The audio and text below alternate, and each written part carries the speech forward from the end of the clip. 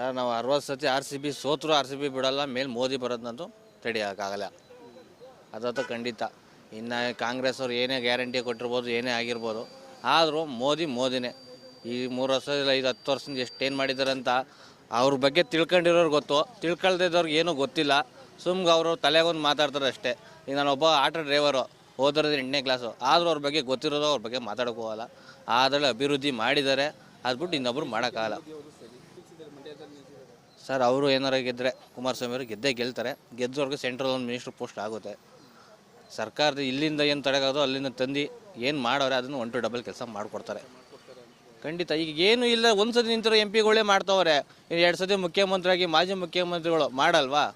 ಅವ್ರು ಮೋದಿಯವರು ಸಪೋರ್ಟ್ ಕೊಡಲ್ವಾ? ಅವ್ರು ಕೊಟ್ಟಿದ್ರೆ ಅವ್ರು ಇವ್ರು ಕೊಡಲ್ವಾ?